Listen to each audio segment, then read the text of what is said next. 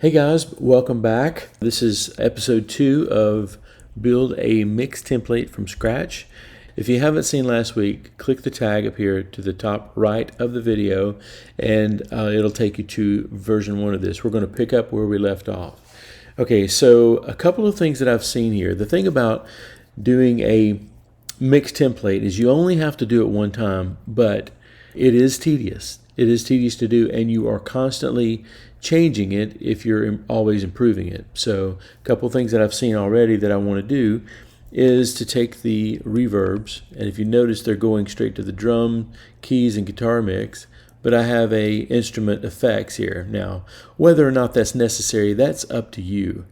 But for now, since I've got this channel set up, I'm going to go ahead and route these to that bus. Instrument effects. So now I have all of the instrument effects except for vocal verb. Let's move that one to the vocals here. Okay, so now I've got all this assigned just right.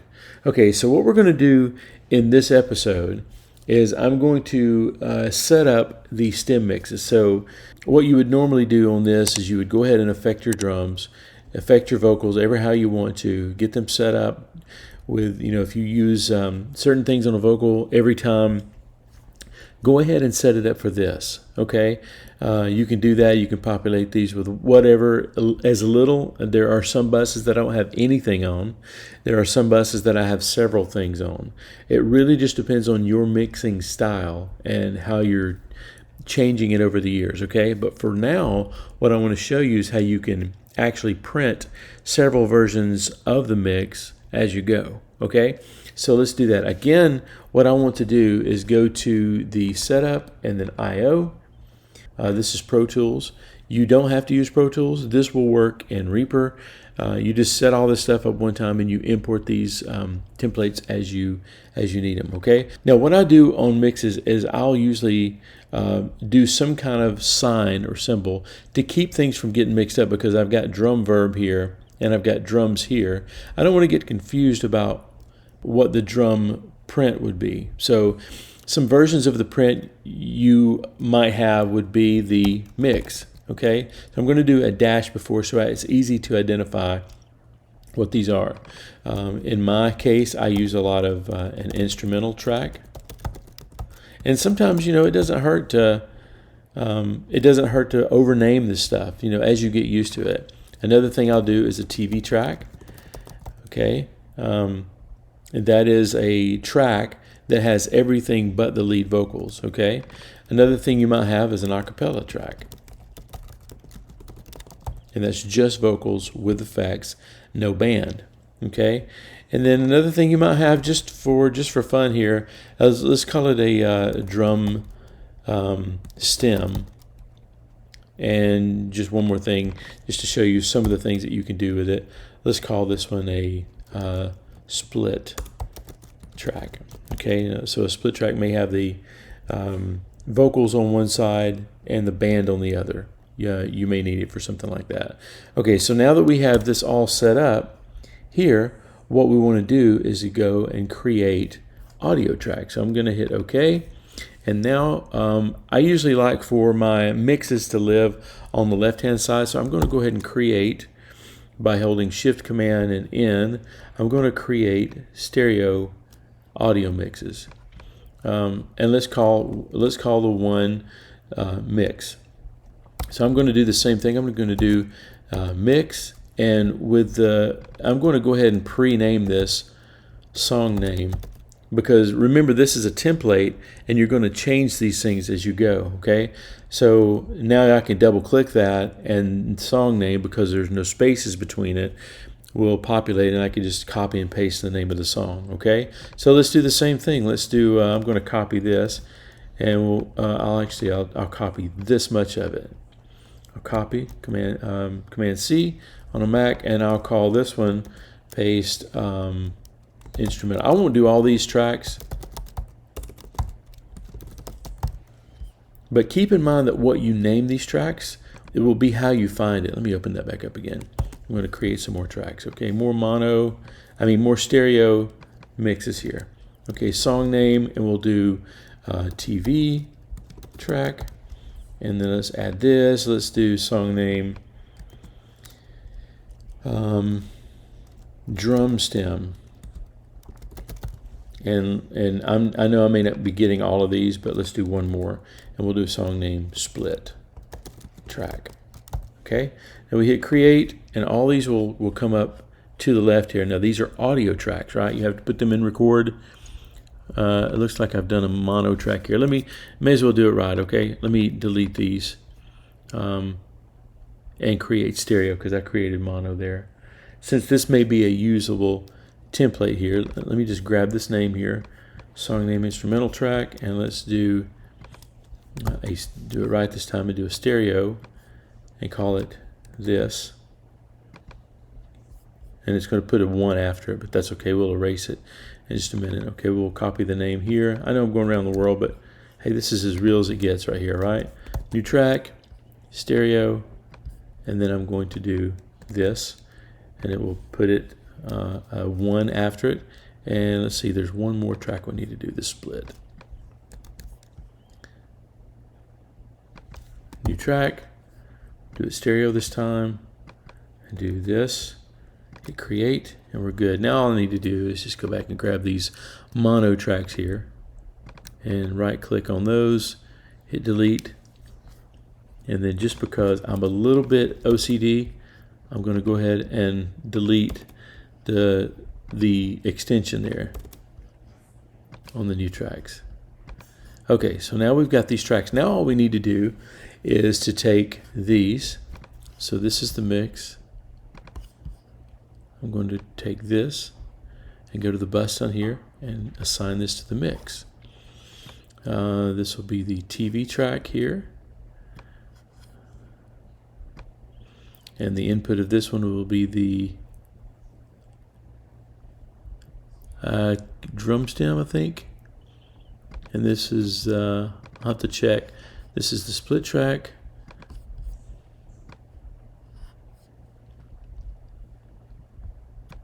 And let's see, what is this? Instrumental track. Let's drag this one over here so that it's in order. We'll call this instrumental track. And I think I forgot the acapella track. So you know what? I'm gonna do that real quick. I'm gonna do stereo, audio track, song name, and I'm gonna do acapella. I usually don't do acapella tracks a lot, just because in my style of music, there's really not a ton of use for them now, but split tracks definitely are. Okay, so now that I've got everything assigned, now I'm going to show you how I use these buses to get mixes over here, okay? Mix is really not a big thing at all.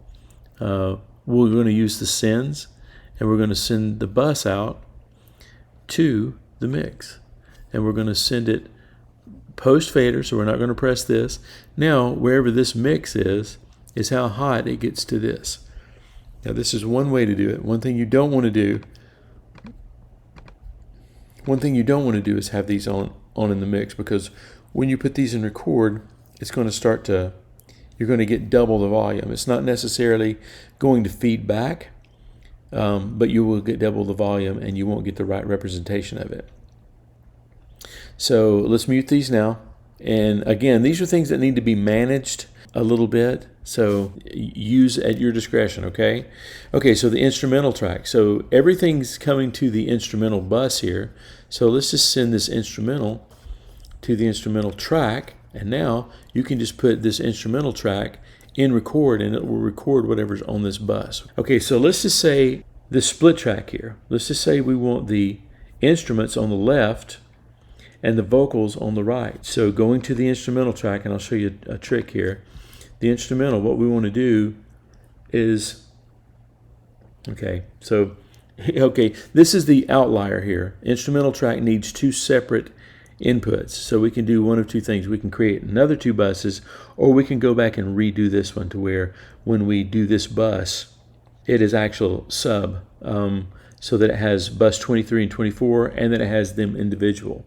So let's just do that. Let's replace this instrumental track down here. I mean the split track here with one of these. So let's call this I'm going to right click on this one, rename split track, and I'm going to call it dual mono, just so that we can differentiate what it is, okay? And then we're going to change the input to the split track here to that instead of the, so we'll do the split track dual mono. So now that's getting left and right to there. But what we're going to do here is, instead of coming out stereo, we're going to go dual mono left, and we're not going to send it at 0. We're going to send it closer to -4. Actually, 3.5 is where I always do it. 3.5, let's do that. 3.5 is kind of the gain that you'll get when you merge two mono signals together. It'll usually boost it by 3.5 dB. So we're going to pull this down by 3.5 dB. And then I'm just going to option drag this into the right so that it'll keep the same level, but we're going to reassign it. So now this will be split track dual mono right. So now what we've got is a mono representation of the vocals going out to the right hand side, coming up on the split. So now you're going to get a split track it's going to be a stereo track that has band on the left hand side, your mix, band on the left hand side. Now this is why it's so important to mix in mono, right?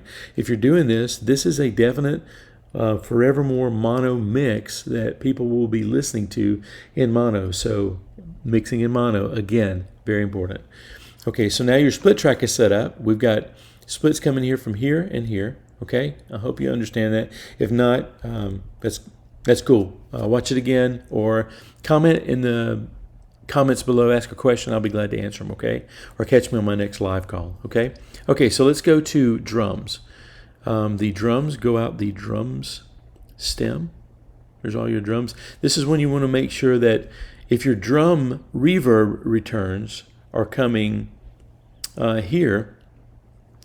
See the instrument. This is where this would be a problem, because, and these are things you need to think of. Instrument effects. This is coming here. So if you sent from this, you would not only be getting drum effects, but you would be getting instrument effects too. So let's change that. I feel like I'm chasing my tail a little bit, but you'll do that when you first start this out, when you figure it out. But this will save you so much time. Okay, so let's reassign the drum verb back to the drums, okay? So boom, there we go. Drum verb is coming here. It's going to drums. Drums comes up here, and the drum stem comes out here, and it goes to the drum stem mix with verb, with its own verb. This is where it's really handy to have different verbs for different things. Like if you have reverbs for stacked vocals, or reverb for the keys. Think about how clean you want to keep your stems, okay? Let's do this. Let's set up the background vocals. Okay, so here we have the leads and stacks, right? So we're going to go way over here now, and we're going to send the stacked vocals to the TV track, because you don't want the lead vocals in there.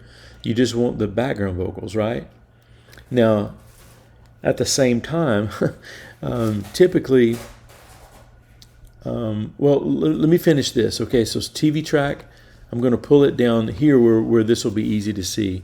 I'm going to option drag the TV track over to the instruments, to the instrument bus. Now, we've got these two merged together going to the TV bus, okay?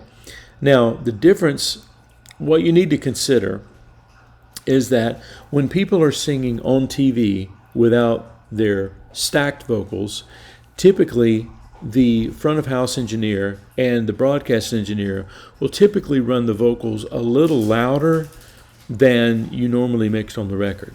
So what I usually do, and this is just a little trick of the trade that I do, I usually bump this up about 3 dB. This will compensate for the stacks. When you sing it live, you tend to mix the vocals a little louder.